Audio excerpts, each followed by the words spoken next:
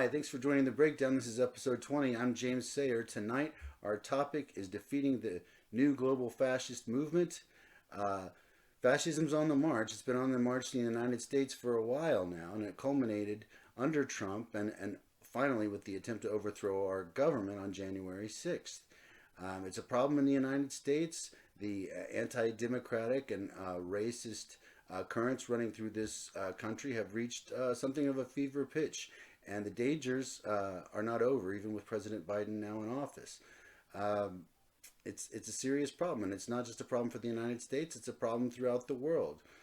President Trump's behavior emboldened many dictators across the world, whether that be Duterte or Putin or Orban in Hungary or Bolsonaro or even Saudi Arabia. There's many anti-democratic leaders that were encouraged by Trump's behavior, and democracy's been in decline for a number of years now in the United States and in the world, and it's a serious issue.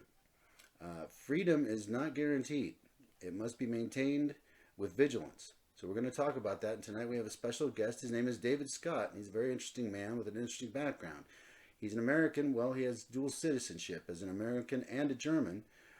He's of Italian and Germanic descent, but he was born in New York City, but left when he was a child, when he was only about two and a half, and grew up in Germany and went to school in Germany. So we're going to talk to him about his perspective on what it's like being both a German and an American. He's a world traveler, and we'll get his perspective on what it's like throughout the world, and the perspectives that he sees regarding governance and race. And he has an interesting background. He worked in a lot of different fields. He was in the sales field for almost 30 years, and he worked at Ramstein Air Force Base in Germany for a number of years. So he has some detailed knowledge about working closely with the Americans there, and he became a professional skydiver and skydiving instructor, and now a progressive political activist. So a lot of facets to David, and we had a nice long conversation, almost 3 hours long, that I had to edit down significantly. But here's the conversation that David and I had, and I hope you enjoy it. So, when you were going to school in Germany, uh, were they really good about telling you about the Holocaust and World War II and Hitler and the lead up to all of that? Well, excellent. The actually fifth grade, you go grammar school, and then you go your fifth grade, and that school you normally stay until you're in 12th grade or 10th. And there you get classrooms with slideshows presented showing the Holocaust, the mass graves. You get introduced to Hitler staff, Dr. Klein, all the SS doctors, and Goering and Himmler and Goebbels, and what kind of function they had. And with that, they show you actual concentration camp pictures with mass graves. The SS squad is in there, knee deep in bodies. The crematoriums and pictures from the villages around, and a full documentary. And after that, there is no more discussion about it, because it was something that was wrong and it's something that is bad. And then also right after that in Germany, the Nazi insignia or any hate speech or anything linked to the Third Reich era under Hitler is banned in Germany, and it's anchored in our German constitution. And if you violate it, you get fined. If you continue on aggressively, you will actually go to jail. Yeah. So, and you learn with that, you grow up with it. Yeah. I had an education already from my mom's side and my German side of the family that Hitler was a bad man, and everybody that followed him were bad people at the time, but they were brainwashed, and now they got to live with shame for the rest of their lives. Yeah. So you enter school with that, and then the school gives you the rest of the education that you need to learn that white nationalism or any kind of supremacy is bad for human rights and dignity. So let me ask you. I mean, you still have neo-Nazis in Germany. It's still a problem to some degree. How big a problem does it appear to be in Germany to you? Well, they're not armed, number one. They're not publicly on the streets and they're not armed. So they don't fly SWAT stickers. They don't have Nazi-related symbols. They meet underground. They join a few demonstrations, but the higher court in Germany many years ago actually allowed a counter demonstration of right-wing extremists to peacefully march, but without guns. They don't have Nazi insignia and stuff. They maybe have their, their pair of commando boots on and their haircut and everything, and they were kind of approved to do a counter protest to the other people, and that was it. Yeah. And they don't storm any government institutions, and especially not on the call of the German chancellor. I mean, yeah, they're far out here with that story. If Angela Merkel called for for the people to to overthrow the government, that would be like, unimaginable. It is. No, yeah, it is unimaginable. Yeah. So in school, did they talk about why it happened?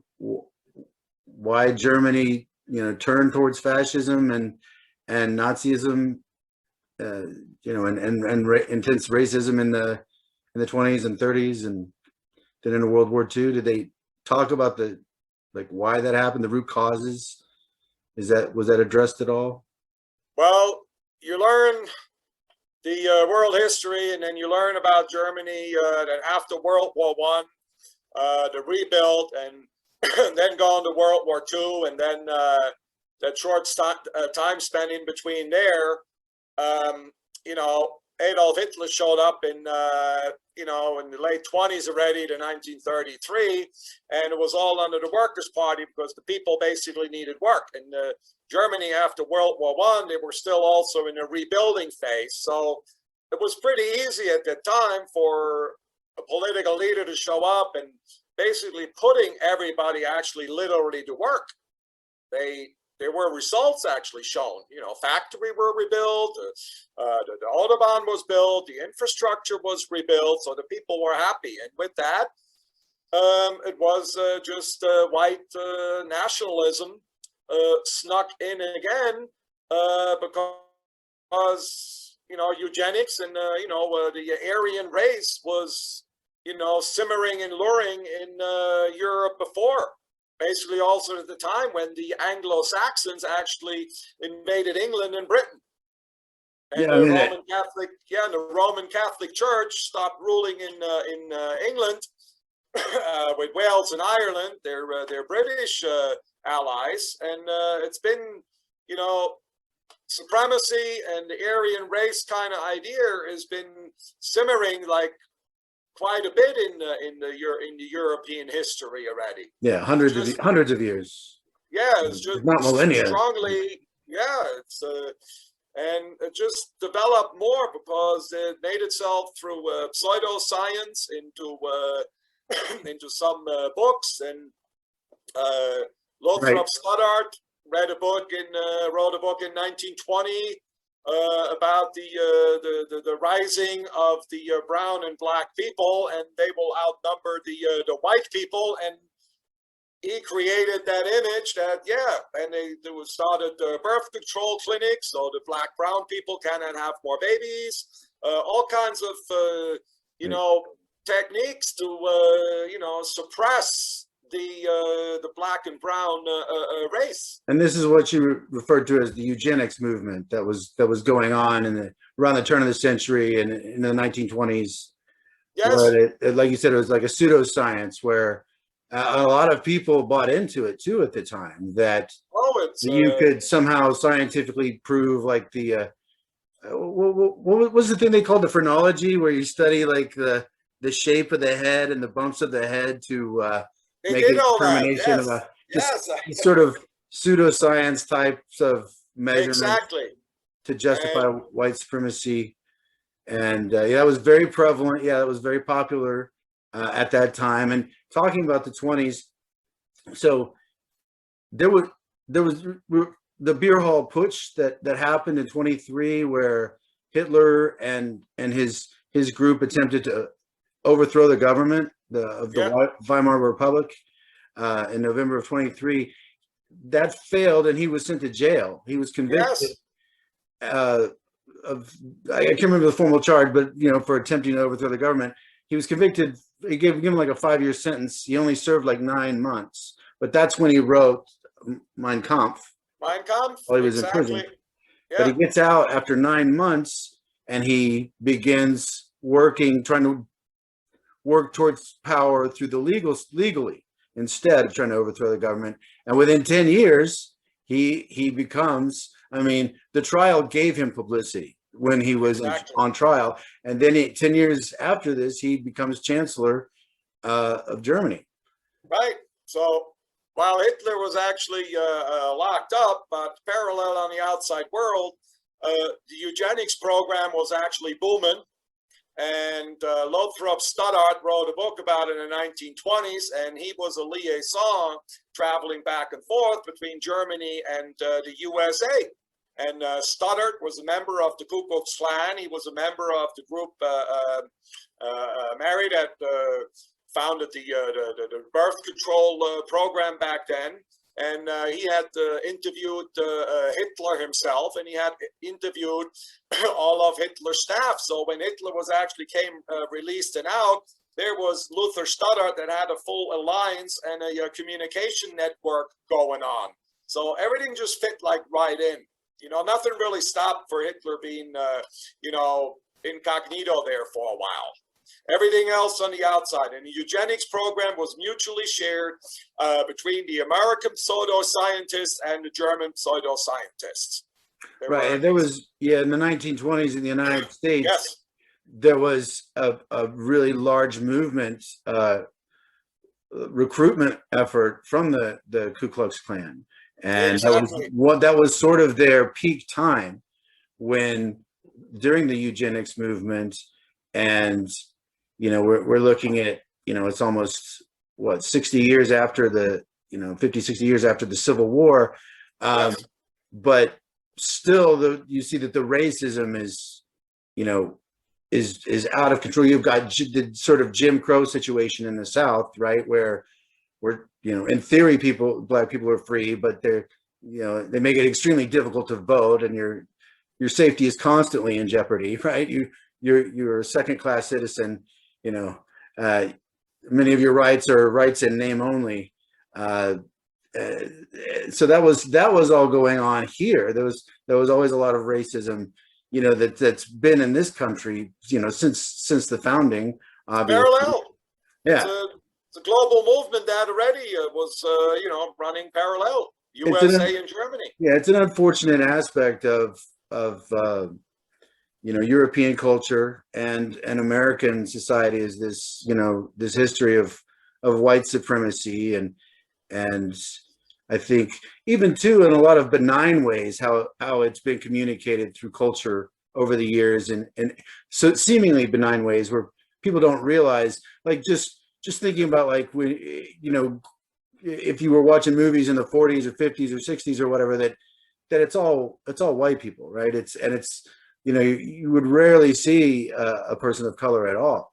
Right. And if there were, there was going to be in some very subservient sort of position. Yeah, that's Hollywood will always bring you home safe. That was the motto of Hollywood. There always will be a villain, and there'll be the bad guys, the good guys, and at the end, Hollywood will always bring the people back home. But also, what started in Hollywood, since you were mentioned, there were only like white people, and only white people would like afford to pretty much go to the movie. That's actually where the expression started to dumbing down. That originated in the Hollywood movies. They try to keep everything simple, keep the movies simple, and they used that expression back then already to dumb the people down.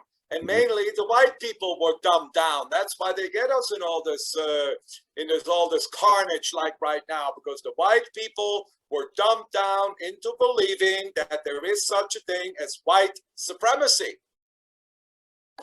So let me ask you about this. You're talking about the dumbing down of American culture. And it seems like that's been executed with great effect, right? That it's when we have so many people in the United States that, millions of people that believe in this QAnon conspiracy theory, or that I didn't hear that. Can you hear I me? didn't hear QAnon. We're not even. I didn't even. No, we're I not don't going to even talk hear about garbage like it. that. That's like Right? With so many people willing to believe preposterous ideas, like yeah. that the election was stolen from Donald Trump, things like that, or other crazy conspiracy theories like that. The Sandy Hook shooting didn't happen, was like a false flag operation, that these mass shootings didn't really happen, that there's some kind of a conspiracy by the government to take away everybody's guns. So Population brainwashed with conspiracy theories because they bring the FBI in, the CIA, and the secret agents, and the government, and then teenagers on 4chan and 8chan, they just put the lid on everything. So, does it seem to you is everybody in the world like this? You've lived, you've traveled. You're a world Absolutely traveler. not. Absolutely not. I traveled as far as Lagos, Nigeria, and Africa. I've been around Europe quite a bit. I've seen most of the United States, coast to coast, border to border, and absolutely not. Absolutely not. I mean, most of the other countries, they still represent like their culture, especially when you live in Germany. We're surrounded by 8 countries. I get to see Italy, Spain, Luxembourg, Sweden, France, and and everybody has kind of their culture because that's where the Holocaust took place. And nobody wants to have a reoccurrence of the Holocaust. So we're all sharing in our cultures, and every country contributes to the culture. So, America doesn't have any neighbors where they can actually see what are they doing. The guy in Georgia, he can just look to Florida, and up north he'll look into the Carolinas, and that's all he's basically got. And that's not enough for finding out that you're being intentionally miseducated and you're being fed lies and disinformation already in your school, and the people are absolutely not the way they are outside here. As a soldier or as a civilian, they are not as racist overseas as they are back home, because overseas they will not get away with it. They have to fit in. And Germans will pick up on that right away. If somebody is like a racist when they're in Germany and they're in a restaurant, and a black military family will come in and will sit right next to them at the table, or Serbians will come in, or Russians, or Chinese, or Brits, or whatever nationality. Nobody even notice who's going to be sitting at the table next to you. But Americans notice that because they get caught by staring the people down. Yeah. So this happened. You notice this in Germany, that Americans tend to do this. This is something. Yes. This is American behavior. Yeah. In the military community, they're not doing it because that is the irony about America. You got a big military force and a lot of nationalities are there, and they share the bunks, they share a mess hall, they share the base. Post command sergeant major, he'll be black or Chinese or Spanish or Indian heritage or something, and they all share in their cultures in a military complex. And the American civilian people are hating each other over race. It's complete bullshit, man. That's why it's to prove that the American average white person living in America is with intention to be dumped down because their military complex is sharing all cultures. And if anybody shows any racist actions or attitude towards a military member, immediately he will have to go and see the first sergeant, and then they'll sort him out right there. Yeah. So the military, American military guys are well behaved in Germany. It's the American civilians that are the problem. Exactly. Yeah. That's terrible. I mean, I'm good for the military. You know, it's good that the military is keeping their people in line, because we know that our military does have a problem, right? That we do have white supremacists. Well, it's been growing. It's been growing. Yeah. The German, like army or the German military, also has a problem with extremism and extremism groups, but it's quietly exercised and practiced. But basically got a big push through Humpty Dumpty. Humpty Dumpty. I'm not going to say his name. We're not going to mention Humpty Dumpty's name anymore. The guy before, the previous guy. The former guy. Yeah. Fair enough. The guy from Queens, man. You know, there was a guy from Queens, and he kind of like swindled himself and conned himself to the American people as a president, and now he has become the former guy. Yeah. Was that guy from Queens, man? We all know him in New York. It was him. Yep. Yeah, it was Humpty Dumpty. So we're talking. All right. So the American civilians are the ones that are misbehaving when they go to Germany, and they're the ones that, I guess, what are they doing? Like, what did you see? How did you see like Americans act when you saw them like misbehave in Germany, or like a racist? What did they do? Both civilian and the military would behave in such a degree that I actually once at our bar, bistro, restaurant on a busy, I think a weekend night or something in the summer, I actually had to go out there and put signs up, GIs off limits. And that also includes basically all Americans, military affiliated. GI off limits means that American establishments did not want to have these people because they harass the women, they get drunk, and they start fights with the Germans. So the Americans were not always bad behavior. The Americans were not always so well behaved. The American military, then. No. I guess when they get drunk, probably. Yeah. So you got to imagine Germany, like around 1982, 83, 84 or so. You'll come to a German establishment and it'll have a sign up, GIs off limits. Yeah. Well, let me ask you this, because I think some of our listeners might be thinking, well, that's what soldiers do, right? When they go to a bar. But is that true? Do you see that with soldiers from other countries? Do they behave the same way? Or do they get, into fights? And have you noticed similar problems with German soldiers or soldiers from other countries? We had a big population of French soldiers also stationed in Germany in the same town. They had their own officers club, and they were the French guys, and you didn't have any problems with them. Yeah. They're a different mentality. Yeah. They're all about Paris and romance, and the French is a little bit more romantic for the Germans anyway than the American world, because here comes to the American GI, and he never really fought a real war. He's just brand new to the scene of globalism. About Germany and France, we went through hundreds and hundreds of years of history together already. Yeah. So right next door to each other. Yeah. So America is like the new kid on the block. Yeah. They're rookies, man. They're rookies.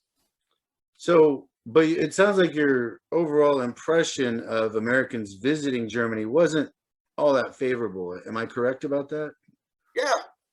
It's just the way it is, because they're away from America and they're over in Germany, and some American civilians, they love it. They actually never leave. Some retire from the military. They never want to go back to what they call an ugly America. with no universal health care, with no job security. They, they get all that when they stay in Germany, but you basically pay a lot in taxes out of your paycheck. But on the other hand, you're living a secure, life over there. Tablecloths on all the restaurants, tablecloths, and the Germans sweep their streets on Saturdays, even though there is no dirt. I mean, clean, that's why. organized. Yeah. Yeah. See, and the problem is when Germany is so organized, and your average American moron here thinks, yeah, that's fascism, that's communism. They don't even know what the heck they're talking about. Yeah. Right. It's just people cleaning up after themselves and doing things the way they're supposed to do them. An American called them communists. Yeah. but it's, I mean, obviously not all Americans. Help me out here. Like there were some good ones, right? Like some of us were well behaved, right? Can you? Yes. Or are we? They're great people. Were we all hopeless? Were there some of us that were good? Great people in America, great people in Germany. Is just that the ones in that get basically like brainwashed, and they go into the trap that they are actually better than the next person, and that is a lack of education, or not reading, and just being a moron. Somebody's going to come along and convince you you're better than anybody else, and then they get patriotic, and then they get into the voting age, and they get all hooked into their politics, and those people think the politicians are going to fix everything. No, it's the people that how they're going to behave and treat each other, besides the politicians that they're voting for. Okay, so great people here. I met absolutely great people here. Educated, smart. They travel around, even local, small town people. But they appreciate when they have a little bit of an international and intercontinental person show up, and they kind of ask questions and everything. And then I've been to other places here where they just realize you're a stranger, you're not from here. Then all of a sudden they're like, "Oh, he's here to investigate us." Yeah. Because they're always doing crooked stuff all day long. Who is this? Who's doing rural America? Rural American people. Yeah, the rednecks. Yeah, they're scared of strangers. In Germany we have a saying: "What the farmer doesn't know, he's not going to eat." What the farmer doesn't know, he's not going to eat. What he's not familiar with, he's not going to eat. If it's not coming off of his field and in his stable, he's basically not going to eat it. And that's how rural Americans are. They're very afraid of something new because they're very, very heavily indoctrinated and misinformed. Yeah. Well, I guess if you live in a rural area, you're not gonna have the opportunity to be as multicultural. You could, right? There are ways you can do it, but it's not like you're living in a city where you've got millions of other people around you of all these different cultures and races you're constantly exposed to every day. If you're on a farm somewhere miles away from anyone, it's a very different experience. But I've been to a lot of rural small towns. I don't think I've ever seen any or very few rural American towns without a Chinese guy there. Without a Chinese restaurant. And they're all over the place. The Italians with their pizza are all over the place. The Greeks are all over the place. The Czechs are all over the place. The Polish, the German. I mean, all nationalities are all over in America. So I don't know where people right now, American citizens, come off and follow neo-Nazi white supremacy in the government. They completely lost it. They're lost it. So, this country is built on all skin color in the world. And now all of a sudden, white supremacy wants to dominate here. And even white nationalists are actually publicly serving in the White House. It's bullshit. So, in the White House? Yeah, nationalists are serving in the White House. Who? Are you talking Well, about, they're using the previous guy? yeah, the previous guy, and Yeah. now Yeah. a whole bunch of the current guys of the previous guys. They're toying around with language and verbiage that is the same language that's used in the neo-Nazi world. And when you hear that as a German, like myself and anybody else, we know what their lingo is. So who have you heard? Which leaders are we talking about here? Let's name names. Well, Who's using this language that you're referring to? well, the top ones is a Taylor Marjorie Green. You Secretary got the guys Green. from Georgia, the guys from Alabama, from Missouri. Um, what's the biggest thug is Cruz, Ted Cruz, from senator from Texas. Yeah, Ted And come Cruz, on, man, these guys Josh are Hawley. Yeah. So what what using. what is it they've said to you that stands out to me? Obviously, perpetuating the lie about the election. That's horrendous. They fed the lie that fueled the entire insurrection on January 6th. And uh, I mean, even after, you know, still denied the validity of the election, even after the attack. Uh, but what do you hear them saying? Are there certain words or certain phrases? Or there certain I hear what signals that they're you not see? saying. I'm They're sorry. not interested in governing.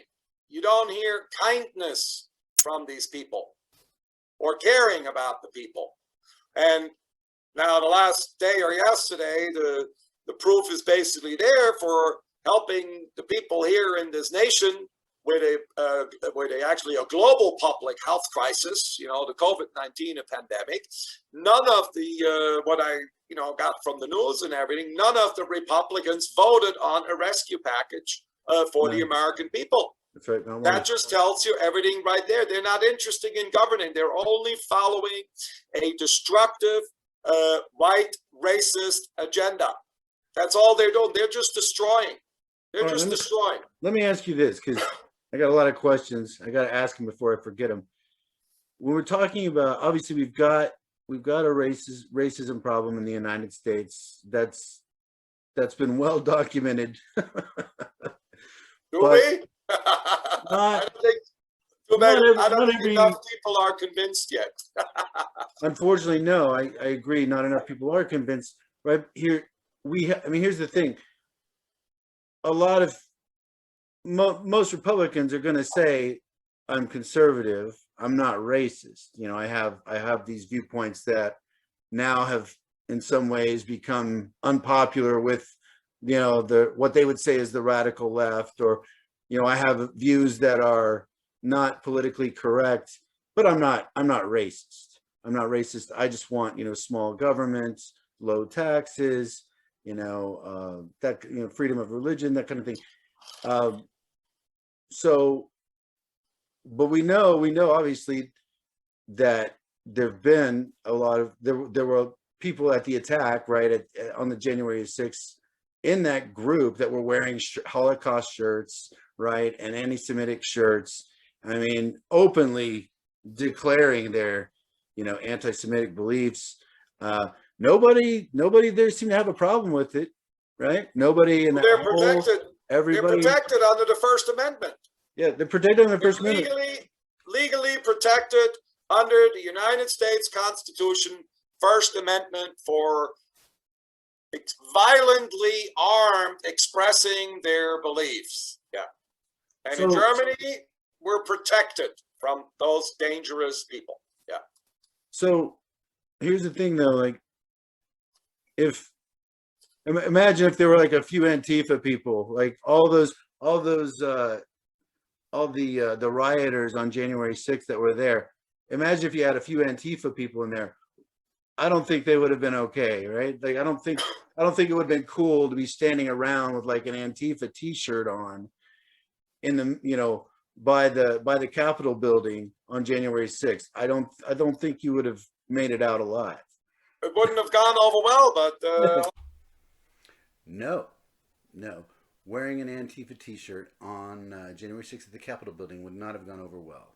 But apparently it was just fine to wear Nazi clothing and pro-Holocaust clothing and display Nazi symbols at the Capitol building on the 6th.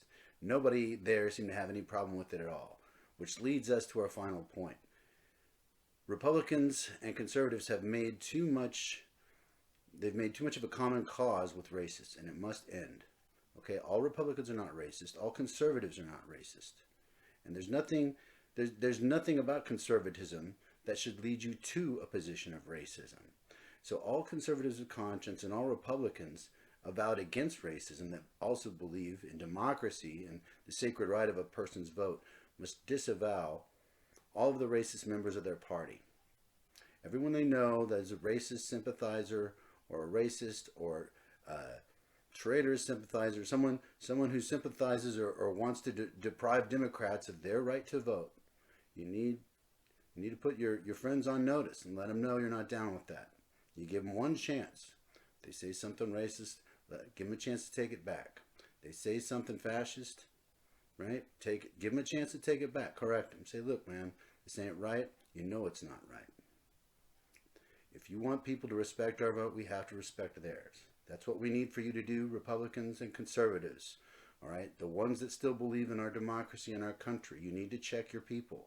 You need to let them know this isn't going to work with them pretending that Trump won the election. That has to end. That must end now. Okay? He's never going to be president again. That is over. All right? Let that go. You can try again in another 4 years. All right? Let it be.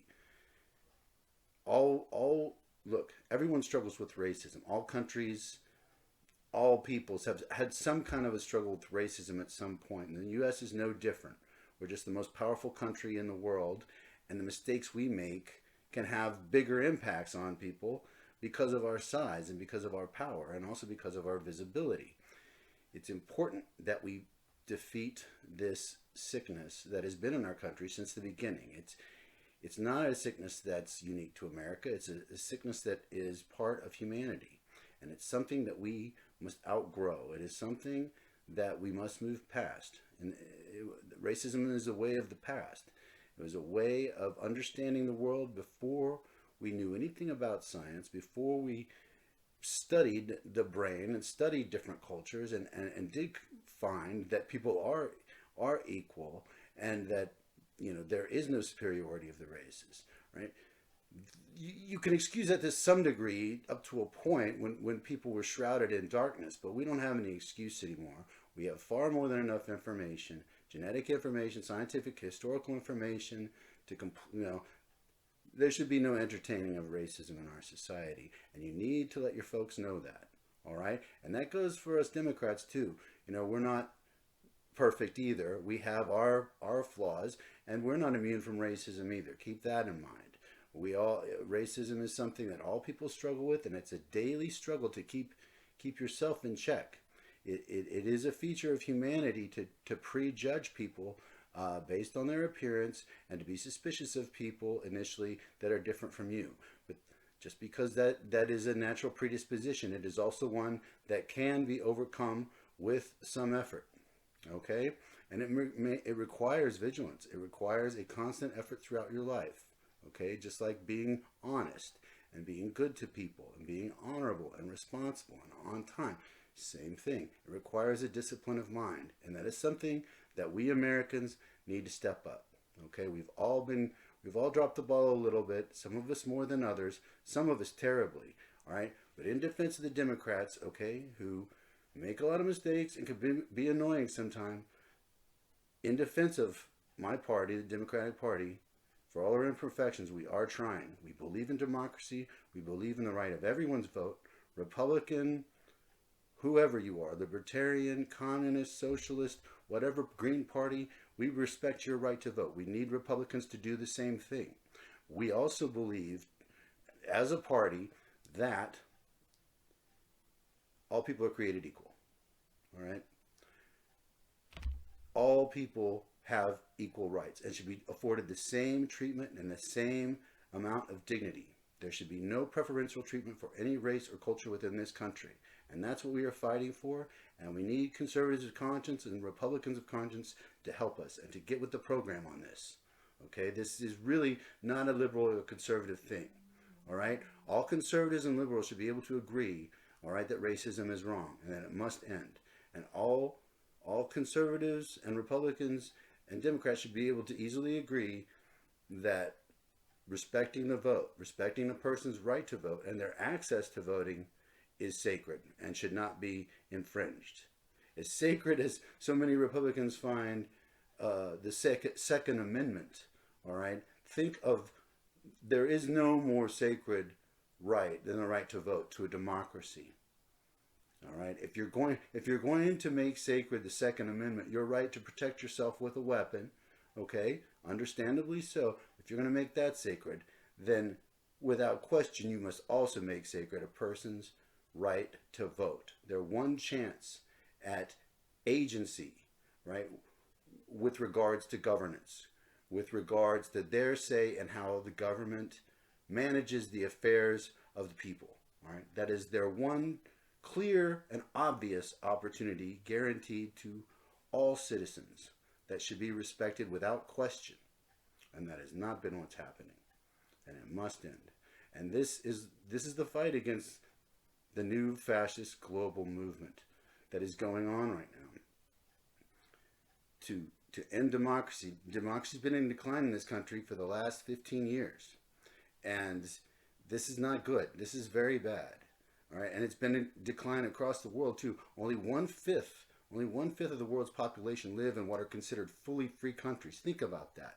How threatened democracy is right now. It is time for all of us to take a stand and to draw the line in the sand and to hold people to account. Tolerate no more lies, no more deception, no more dishonesty. All right, if that, you give people their one chance to correct themselves and back away, and if they don't, you shun them. Okay, if they cross the line, they're done. You let them go. You give them their one chance. If they're not willing to get right and to disavow racism or disavow fascism, have nothing to do with them. If you work with them in government, phase them out. You know, if they don't need to be on, they don't need to have a committee. They don't need to have a committee assignment. They don't need to be in charge of a committee. All right. It is time to start phasing these clowns out and let people know that it does not pay to be a traitor, a fascist, or a racist. All right, this is the soul of our country we're talking about. And I want to thank David Scott again. We had a nice long interview that I had to edit because of our time. We spoke for almost 3 hours, but we had a great conversation, and I hope you got something really good out of it. And I do want to say we were a little critical about people in rural America, but I do also want to point out that there's plenty of, you know, non-racist people in rural towns too, as David also mentioned, and there's plenty of racist people in suburbs and cities working at universities and in corporations as well. And we all have stuff we need to work on, but we are all in this together, all of us, all right, inextricably.